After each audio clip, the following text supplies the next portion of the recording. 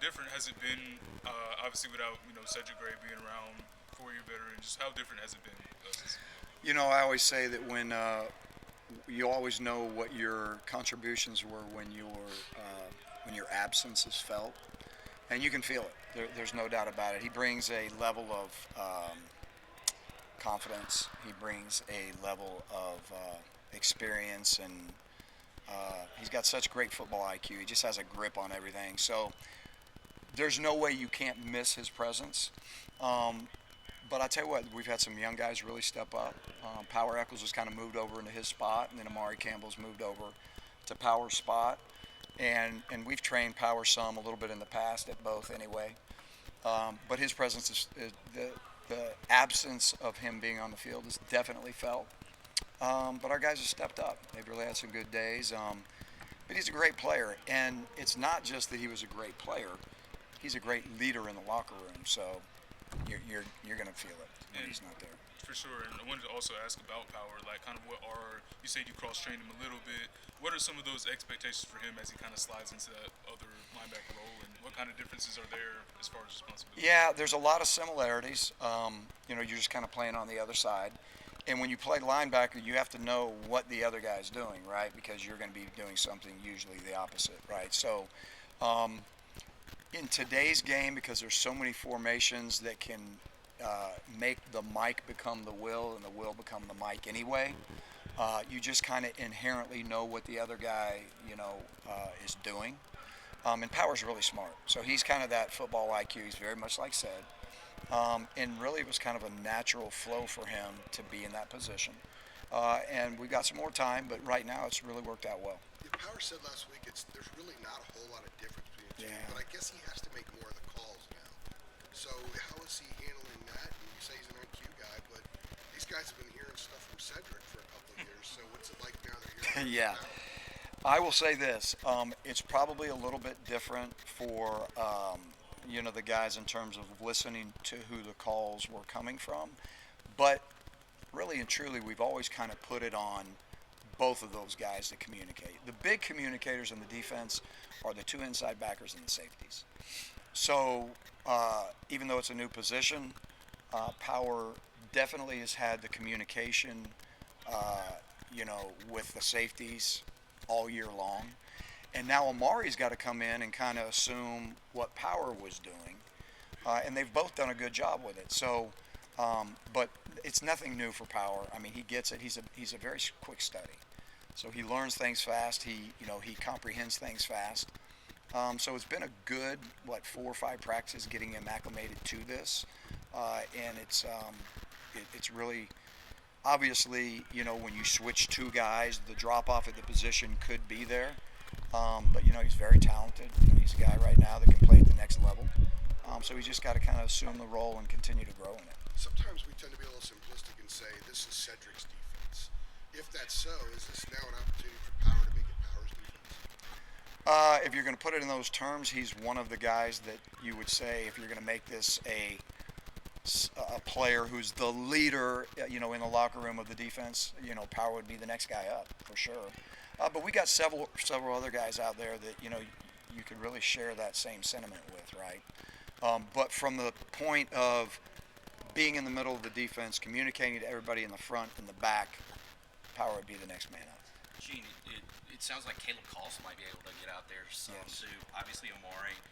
With the younger guys, who are some of the younger guys you expect to see in the bowl game? You're looking forward to seeing, and what is maybe your assessment of how these guys are doing right now? Yeah, Caleb Koss is going to be a guy that you're going to see more of than you've seen all year. And it's a great opportunity for him, but he gets 3 weeks to get ready, right? So you'll see him.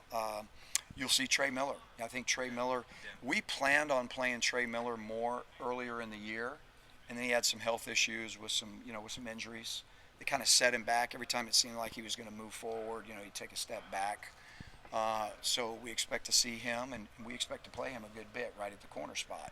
So that's great opportunities for him there. As we said, Amari Campbell, who is a guy that we probably should have played more during the year. He's going to get his opportunities. So that's 3 young guys that are all freshmen that you're going to see a good bit of. So they've had good work, and we expect him to play well. It'll be interesting. Gene, what kind of challenges does West Virginia, just their offense, present? If you start with running the football, okay, it's running the football and time of possession, right? So the reason that they have a very creative scheme. They do a lot of good things in their scheme. But they've got 3 really good tailbacks, and they've got a quarterback who is essentially another tailback. So he's, I think, tied as the second leading rusher on the team. So, you got to decide who you want to have the ball on certain things and who you don't. But they're very physical up front. So they do a good job of running the football. They do a good job of play actioning off of that, especially with some deep shots. But their job is ball control, run the ball, make sure that the quarterback gets his touches every game running it. And then the other thing he brings to the table is his athletic ability to escape and get outside. So very challenging offense. They're third in the entire country in rush offense at over 230 a game. So you can't do that for 12 games by accident. If that was the case after game 2, you could say, well, are there factors in there? This is a real run team, and they are run first. I mean, that's what they want to do. That's what they cut their teeth on, they're really good at it. So we got a huge challenge, but it all starts with stopping the run. When we talked to Power last week, he was asked if Amari's ready, and he said immediately, right now he's ready to go today, right this minute. How ready is he to handle the kind of load he's going to get? Very. I feel very confident in that. He's really kind of beyond his years when it comes to understanding concepts and defenses. He's one of those guys that if he makes a mistake once, he can correct it quick and probably never make it again. And when you show him, he's a guy that really learns concepts. It's not rote memory of like, oh, I'm supposed to be here. Like, he knows why he's supposed to be there. And he's one of those guys that the linebacker position absolutely requires instincts. You have to have great instincts to play that position. When he first came in the spring and really didn't even know where he was fitting or what he was doing, he always was around the football making plays, which is what we saw in high school, because he's got great instincts. So I fully expect him to play really well. I want to ask about Caleb Goss as well. Back in August, I believe you mentioned him when you were asked some of the newcomers who was standing out. Some of the other guys did too. Can you elaborate more on what he brings to the field and how he can help you at the star position? He's, again, a very instinctive player. He was a great baseball player in high school, right? So right away you're looking at a guy back there who's got great instincts. He's got great hands, great hand-eye coordination. So if he's around the football, he's usually going to come down with it, just from his baseball, all the baseball he's played. So, but he's tough. He played on a state championship football team. So the more of those guys you can bring in who've been productive and won and come from that environment, who are tough and competitive, that's him. I think in the state championship game last year, he made the pick to win the game, and it was not just your routine, let him throw you the ball. I mean, he had to go up and get it. And so those are kind of the things that he does. If you haven't seen that, go pull it up, because it's an amazing play. But I think those are the instincts that we're talking about, that I think he's, just one of those guys back there that once he learns everything and the instincts pretty much catch up with his knowledge, I think you're going to see a really productive guy. What does it say about Miles Murphy that he's choosing to play in the bowl game despite the fact that he's playing for the draft? A lot. Could have opted out. I'm really proud of Miles. I'm really, really proud of Miles. He played in the last game. He was banged up. In this day and age where you see so many guys opt out, it's really good and refreshing to see a guy that could have. And he said, no, I'm coming back to play. He wanted to play one more game. So, no judgment on anybody that doesn't, but definitely kudos to the guys that do. And I think that's one thing that we have a tendency to do, right? We have a tendency to talk too much about the ones that aren't playing, and we don't talk enough about the ones that are. And he's one of the guys that I'm really proud of, and just the fact that he's going to do this, because he loves football, and he loves UNC. I think it's great.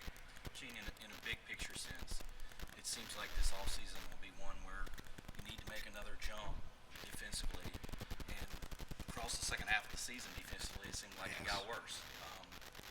Do you believe the pieces are in place and there's been enough progress made to think that this will be a better defense next year.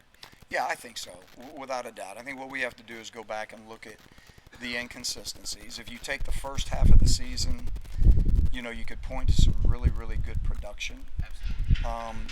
You know, and you try to compare. Look, there are some things obviously that we know that were very subpar, right, and unacceptable, really.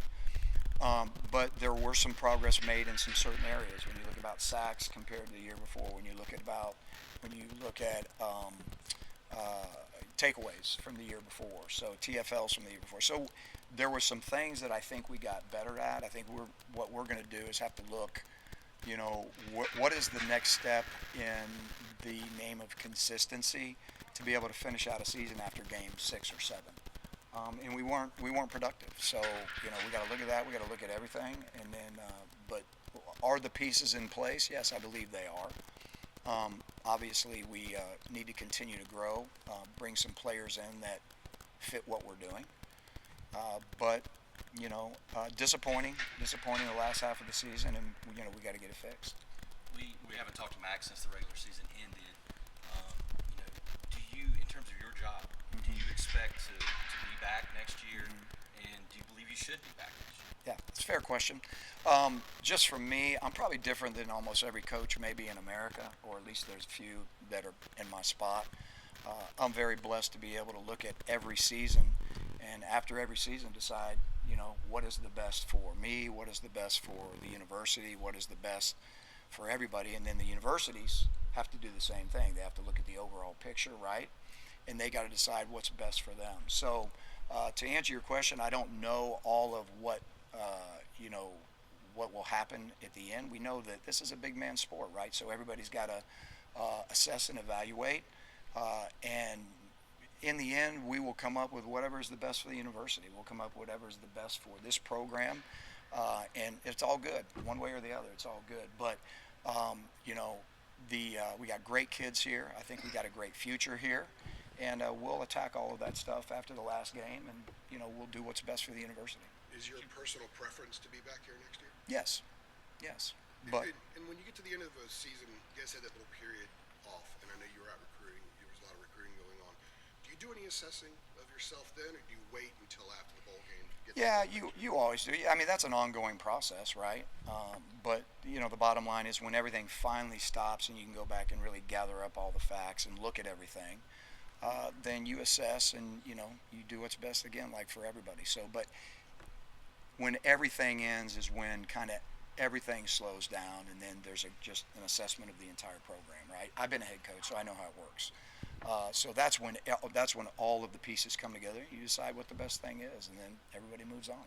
To kind of go off that a little bit, I mean, obviously, yeah, it's kind of a busy period because I imagine there's obviously there's a lot of, you know, kind of recruiting that goes on and just everything like that. Have you had a chance to even, you know, kind of meet with Mac one-on-one, or is that a post-bowl game thing, or like have you had a chance to meet with him at all? Yeah, we have we've definitely had just, you know, not near the in-depth, detailed talks that we will. You got to remember, after the last game, everybody scatters and everybody's recruiting and everybody's gone and things of that nature. So, you know, we'll have some more in-depth talks after this game, and yeah, we'll definitely come up with whatever we think is the best thing for everybody, for sure. All right. Good.